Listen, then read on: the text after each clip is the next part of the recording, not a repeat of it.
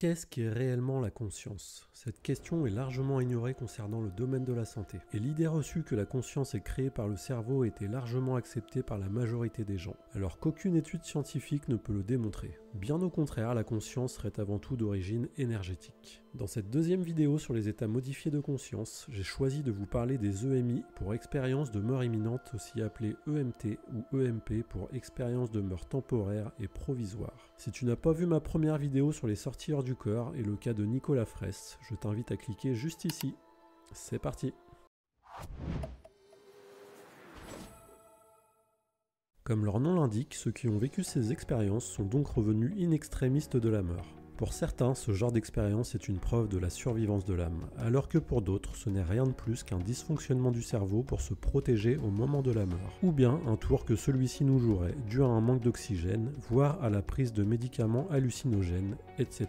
Mais alors, qui a raison ? Ce genre d'expérience est généralement vécu quand la personne est en état de mort clinique ou en état de mort cérébrale, ce qui rend difficilement explicable pour la science matérialiste le fait que ces personnes puissent avoir une expérience hors du corps et qu'ils se souviennent de quoi que ce soit. Les personnes ayant vécu une EMI rapportent généralement ceci. Expérience de décorporation au-dessus du corps avec vision de toute la scène qui les entoure, jusqu'à voir certains détails qu'ils n'auraient pas pu voir avec leur corps physique.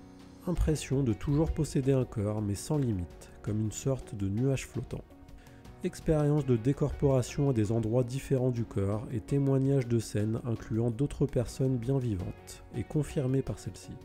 Impression de traverser un tunnel avec une lumière blanche au bout. Rencontre avec d'autres personnes décédées dont ils n'avaient parfois aucune connaissance et confirmées par la suite par leur famille. Sentiment de présence bienveillante et d'amour infini.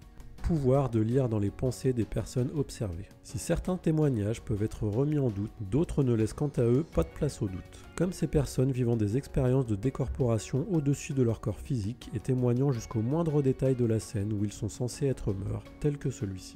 À mon réveil après l'accident, mon père était près de moi, mais je n'avais même pas envie de me renseigner sur mon état, ni de savoir comment j'allais, ni ce que les médecins prévoyaient par la suite. Je n'avais qu'une idée, raconter immédiatement l'expérience par laquelle je venais de passer. J'ai dit à mon père quel était celui qui avait ramené mon corps en dehors de l'immeuble, et même de quelle couleur étaient ses vêtements, comment on m'a tiré de là et tout ce qui s'était dit autour de moi. Et mon père a reconnu.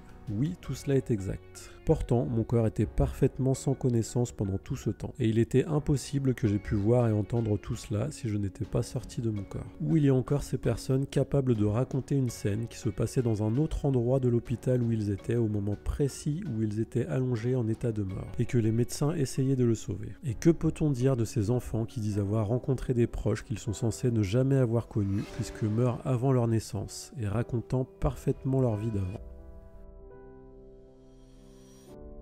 D'autres personnes se retrouvent projetées à des kilomètres, voire des centaines de kilomètres aux côtés de leurs proches et décrivent parfaitement la scène qu'ils voyaient à ce moment-là, alors que leur corps physique est allongé et inerte dans une pièce à l'autre bout du pays. Leurs proches pouvaient par la suite témoigner de l'exactitude des faits. À savoir que les personnes ayant vécu ces EMI ont généralement du mal à raconter leur expérience transcendante dont ils se souviennent parfaitement par peur d'être pris pour des fous et sont généralement aussi surpris que les autres quand on leur dit que ce qu'ils ont vu s'avère être exact.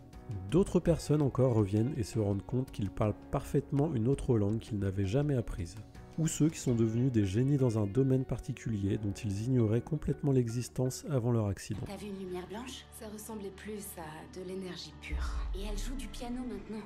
On dirait que son cerveau a été reprogrammé. Derek Amato, lui, n'a pas vécu de EMI, ou en tout cas, il ne l'a pas rapporté. En revanche, après avoir eu une commotion cérébrale, il s'est mis soudainement à jouer du piano et est devenu un véritable virtuose musical.